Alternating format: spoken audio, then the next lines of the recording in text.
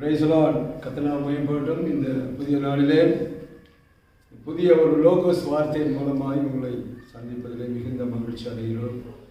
இந்த புது மாதத்தில் இந்த 2ஆம் தேதியில் கர்த்தர் நம்மை ஆசீர்வதிக்க சித்தம் கொண்டிருக்கிறபடினாலே அவர் ஒவ்வொரு நாளும் நம்மோடு பேசி கொண்டிருக்கிறார். கர்த்தருடைய சத்தத்துக்கு செவி கொடுப்போமானால் நாம் பாக்கியவான்களாக இருப்போம். இந்த நாளிலே உங்களுக்காக ஒரு வசனத்தை வாசித்து ஜெபிக்க விரும்புகிறேன். சங்கீதம் 118 8ஆம் வசனம். சங்கீதம் 118:8. மனுஷனை நம்புவதை பார்க்கிலும் கர்த்தர் மேல் பற்றலாயிருப்பது நலம். மனுஷனை நம்புவதை பார்க்கிலும் கர்த்தர் மேல் பற்றுதலாயிருப்பது நலம் என்று சொல்லப்பட்டிருக்கிறது. இங்கே சங்கீதக்காரனாய் தாவீது சொல்லும் பொழுது எது நலம், எது நல்லது என்று இங்கே சொல்லப்பட்டது. மனுஷனை நம்புவது இல்லை கர்த்தரை நம்புவது, யாரை நம்புவது நல்லது என்று அங்கே சொல்லப்பட்டது. இன்றைக்கி நாட்களில் நாம் பார்க்கும்போது இதனுடைய வசனம் சொல்லப்பட காரணம், இவள் எல்லாரும் கர்த்தரை நம்பினவர்கள், கர்த்தரை நம்பி நன்மை பெற்றவர்கள். கர்த்தரை நான் நம்புகிறேன், கர்த்தரை நம்பிக்கையாக இருக்கிறார், கர்த்தரே எனக்கு அழைக்கணும் என்று சொல்லி அநேக வார்த்தைகள் நாம் கேட்கணும். அதாவது கர்த்தரை நம்பி ஆசீர்வாதத்தை பெற்றபடினால்தான் அவர்கள் அதை விவரித்து சொல்கிறார்கள். சோத்திரம். சங்கீதம் அப்படி சொல்கிறான். அப்போ எதை நம்பக்கூடாது, யாரை நம்பக்கூடாதுன்னு சொல்லப்படுது. நாட்களில் நம்பி கெட்டவர்கள் அநேகமாக இருக்கிறார். சோத்திரம். நம்பிக்கை மேலே நம்பிக்கை வச்ச உடனே ஏமாத்திடுவாங்க. சோத்திரம்.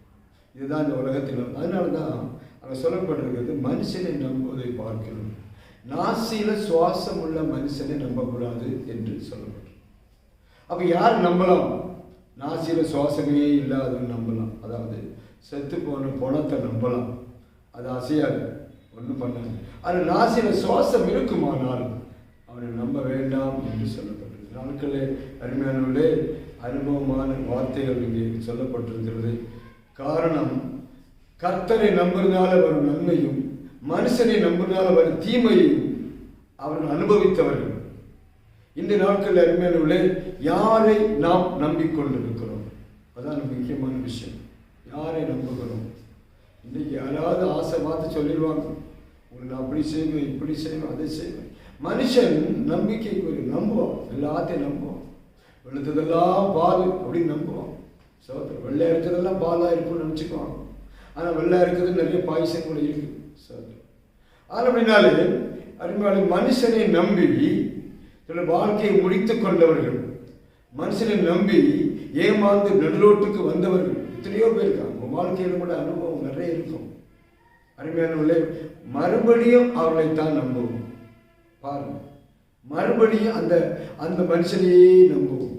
நாசியில் சுவாசம் உள்ள மனுஷன் யாராக இருந்தாலும் சரி, சொந்தமாக இருந்தாலும் பந்தமாக இருந்தாலும் ரொம்ப நெருங்கிய நண்பனாக இருந்தாலும் ஒரு காலகட்டத்தில் நமக்கு துரோகத்தை செய்வார்கள். ஏமாற்றக்கூடிய சூழ்நிலைகள் உருவாகும். அவங்க வேணும்னு செய்ய மாட்டாங்க, சூழ்நிலை அப்படி ஆயிடும், ஒன்றும் செய்ய முடியாது. அந்த மாதிரி சூழ்நிலை இருப்பதனால தான் வேதாகத்தில் சொல்லப்பட்டிருக்குது, நாம் மனுஷனை நம்பக்கூடாது, கர்த்தர் மேல் பற்றுதலாயிருங்க, நம்மை உருவாக்கிய தேவன் மேல் பற்றுதலாயிருங்க. அவர் ஒரு நாளும் நம்மை கைவிட மாட்டார், ஒரு நாளும் நம்மை ஏமாற்ற மாட்டார், நம்பிக்கை துரோகம் செய்ய மாட்டார். நீ கர்த்தரை நம்பினால் பிழைப்பாய், நீ கர்த்தரை நம்பினால் வாழ்க்கை பெறுவாய் என்று சொல்லப்பட்டது. நாட்கள் அருமையானவர்களே, இந்த புது மாசத்துல நாம் யாரை நம்பிக்கொண்டிருக்கிறோம், யாரை நம்பிக்கை, யார் மேல் அதிகமாக நம்பிக்கை வச்சிருக்கிறோம்? இன்னைக்கு நமக்கு பணம் தேவை, பொருள் தேவை, ஏதாவது அர்ஜென்ட் தேவைன்னா ஏதாவது ஒரு மனுஷன் நம்பி பின்னாடி போகிறோம். அவங்க கடைசி நிமிஷம் வரை கொடுக்குறேன்னு சொல்லிட்டு இந்த நெக் ஆஃப் த மூமெண்ட் சொல்லிடுவாங்க. ஐயோ கொடுக்க முடியாமல் போச்சு, சாரி பண்ணிங்கன்னு சொல்லுவாங்க. கடைசி நம்ம நம்பிக்கையெல்லாம் வீணாகி போயிடும். உலகத்தில் அப்படித்தான் நம்பிக்கிட்டு கற்றுக்கொண்டே இருக்கு. மனுஷன் ஒவ்வொரு நாளும் நம்பிக்கொண்டு இருக்கிறான். நம்பிக்கை என்பது நாசியில் சுவாசம் உள்ள மனிதனை நம்புகிறான். மனிதனை நம்பிக்கை வைத்து தன்னுடைய வாழ்க்கையை அவன் நஷ்டப்படுத்தி கொண்டே இருக்கிறான். இந்த நாளில் இந்த புது மாசத்துல ஒரு ஒரு உடன்படிக்கை பண்ணுங்க, ஒரு முடிவு பண்ணுங்க. என்ன முடியும்னா, நான் இனிமேல் கர்த்தரை தான் நம்புவேன், என்னை படைத்தவரை நான் நம்புவேன், எனக்காக ஜீவன் கொடுத்தவரை நம்புவேன் என்று சொல்லுங்கள். அவர் மேல் தான் நான் பற்றுதலாக இருப்பேன் என்று சொல்லுங்க. அது நல்லதாக இருக்கும், நலமாக இருக்கும் என்று வசனம் சொல்லுது. அதுதான் பாருங்க. அதை அடுத்த வசனம், பிரபுக்களை நம்புவதை பார்க்கணும். பிரபுக்கள் பெரிய பெரிய ஆளுகள், அரசியல்வாதியை நம்புவாங்க, பெரிய ஆட்கள் நம்புவாங்க. அவர்கள் எங்களை காப்பாற்றுவாங்க, அவர்கள் எங்களுக்கு உதவி செய்வாங்க. பாருங்க, அப்போ பிரபுக்களை நம்புவதை பார்க்கணும், மனுஷனை நம்புவதை பார்க்கணும், நாசில சோசல் நம்புவதை பார்க்கணும். கர்த்தர் மேல பற்று. கர்த்தர் என்னை எல்லா தீங்குக்கும் விலக்கி காப்பார். கர்த்தர் எல்லாவற்றையும் பாருங்க. அந்த விசுவாசமான வார்த்தையை டெய்லி 2-3 நாள் சொல்லி பாருங்க.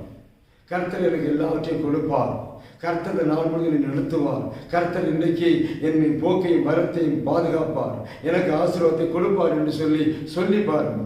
நீ நம்பினால் சொல்ல முடியும். அப்படி சொன்னால் அது நடக்கும். ஆனால் நம்ம என்ன செய்கிறோம்? அநேக நேரங்களில் நம்பிக்கை துரோகம் பண்ணுகிறவர்களை தான் நம்புகிறோம். அநேகர் அப்படி நம்பி வாழ்க்கையை முடித்துக் கொண்டவர்கள் ஏராளம். சோதனை எத்தனையோ காரியம் நம்ம கேள்விப்பட்டு கொண்டுதான் இருக்கும். ஒவ்வொரு நாளும் நம்பி போய் கடன் வாங்குவாங்க, நம்பி போயிட்டு ஒரு சொத்தை கொடுத்து, நம்பி ரொம்ப டியர் ஃப்ரெண்டு நம்பி சொத்தை கொடுத்துட்டு இதை கொஞ்சம் பணம் கொடுப்பான்னு சொல்லி பத்திரத்தை கொடுத்துட்டு பணம் கொடுத்துருவாங்க. அவன் ஒரு எழுதுவான், சும்மா ஒரு அடகு வைக்கிறப்போ நான் எழுதுறேன், நீ காசு கொடுக்கும்போது திரும்ப கொடுத்துருன்னு சொல்லுவாங்க. ஆனால் அவன் அப்படி எழுத மாட்டான். அவன் அப்படியே கிரைய பத்திரம் எழுதிடுவாங்க. அப்படி எழுதி கடைசியில் அந்த வாங்க போனால் அது கிரயமாக மாறி இருக்கும். இப்படி கூட இருந்துள்ள ஏமாற்றப்பட்டு நடுவீதியில் வந்து எத்தனை குடும்பங்களை பார்க்க முடியும். நம்பிக்கை துரோகம் பண்ணி கொண்டிருக்கிற இந்த உலகத்தில் இருக்கிறோம். நீங்கள் இன்னும் யாரை நம்புகிறீர்கள்? இன்னும் நம்பிக்கை யார் மேல் இருக்கிறது?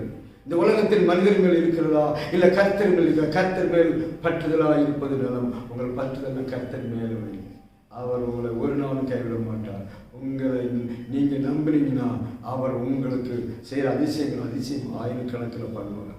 விசுவாசித்தால், நீ நம்பினால் இன்றைக்கு ஒரு அற்புதம் வாழ்க்கையில் நடக்கும். நீ விசுவாச தேவனுடைய மகிமை காண்பாய். நீ நம்பினால் தேவனுடைய மகிமை நீ காண முடியும் என்று சொல்லி வசனத்தில் சொல்லுது.